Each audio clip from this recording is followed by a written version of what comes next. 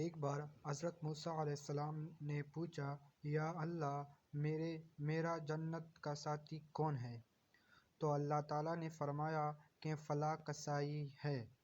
قصائی کا پتہ بتایا، نہ کسی کا ابدال کا، نہ کسی کاتب کا، نہ کسی شہید کا، نہ کسی محدث کا، کہا کہ فلاں قصائی۔ حضرت موسیٰ علیہ السلام حیران ہو گئے، پھر اس قصائی کو دیکھنے چلے گئے۔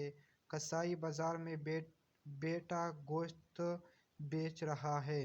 شام ڈلی، اس نے دکان بند کی اور گوشت کا ٹکڑا تھیلے میں ڈالا اور گھر چلا دیا۔ موسیٰ علیہ السلام بھی ساتھ ہو گئے۔ کہنے لگے، بھائی میں بھی تیرے ساتھ جاؤں گا۔ اس کو نہیں پتہ تھا کہ یہ موسیٰ علیہ السلام ہے۔ کہنے لگا، آ جاؤ۔ گھر گئے، اس نے بوٹیاں بنا کر سالن چڑھایا، آٹا گوندھا، روٹی پکائی، سالن تیار کیا۔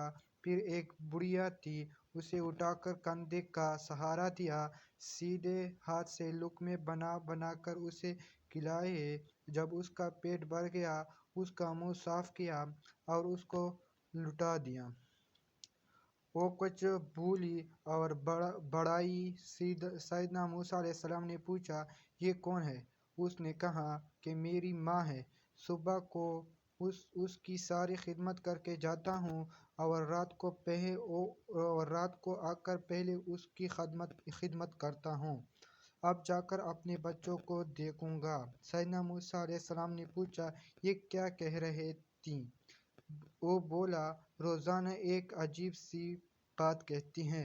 میں روزانہ جب اس کی خدمت کرتا ہوں تو کہتی ہے کہ اللہ تجھے موسیٰ علیہ السلام کا ساتھی بنائے۔ میں قصائی اور موسیٰ علیہ السلام نے ان کی برگزیدہ پیغمبر کہاں میں اور کہاں ہو؟